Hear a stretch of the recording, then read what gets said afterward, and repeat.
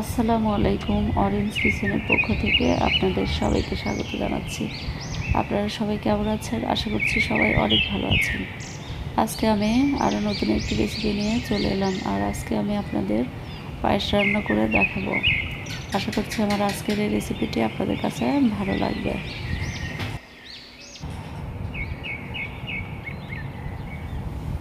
এখানে প্রথমেই আমি দুধ নিয়ে নিচ্ছি। এখন এই দুধ বেশ কিছুটা সময় আগে জাল করে নিব।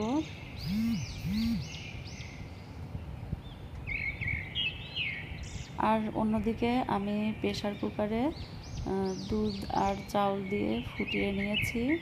এখানে দুধ, চাউল আর দারচিনি আর 2টা এলাচ দিয়ে এই চাউলটা আমি খুব ভালোভাবে ফুটিয়ে নিয়েছি। এখন চামচ দিয়ে একটু নেড়ে তারপর এখানে আমি দুধটা জাল হয়ে গেলে দিয়ে দিচ্ছি।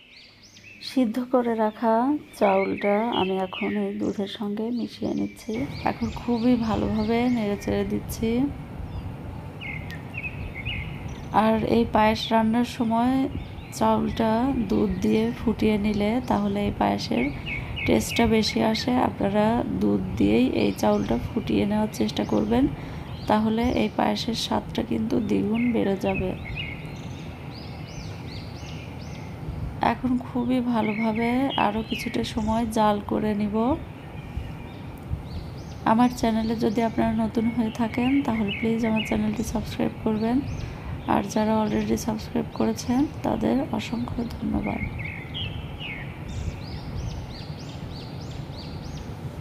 খুব ভালোভাবে যখন চাউলটা এর সঙ্গে মিশে যাবে এবং চাউলটা আরও কিছুটা সিদ্ধ হয়ে যাবে, তখনই এখানে আমি চিনি দিয়ে দিব।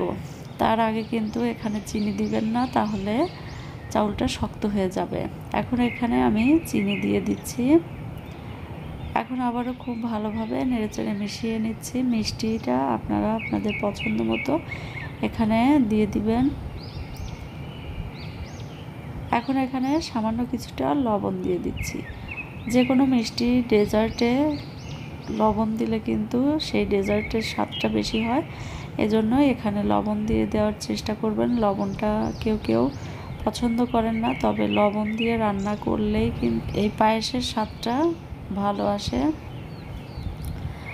এখন বেশ কিছুটা সময় জাল করে চুলা থেকে নামিয়ে নিলেই কিন্তু তৈরি হয়ে যাবে খুবই মজাদার পায়েস রান্নার রেসিপিটি। আর দেখতে পাচ্ছেন দুধটা কিন্তু অনেকটাই ঘন হয়ে এসেছে, এবং এই পায়েসটা চুলা থেকে নামিয়ে রাখার পর কিন্তু আরও অনেকটাই ঘন হয়ে যাবে।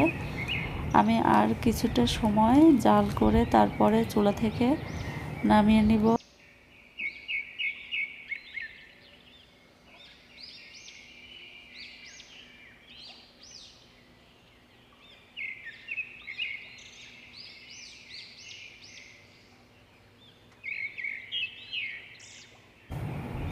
আপনারা এইভাবেই বাসায় ট্রাই করবেন। দেখতে পাচ্ছেন পায়েসটা হয়ে গিয়েছে। এখন আমি চুলা থেকে নামিয়ে পরিবেশন করে নিয়েছি।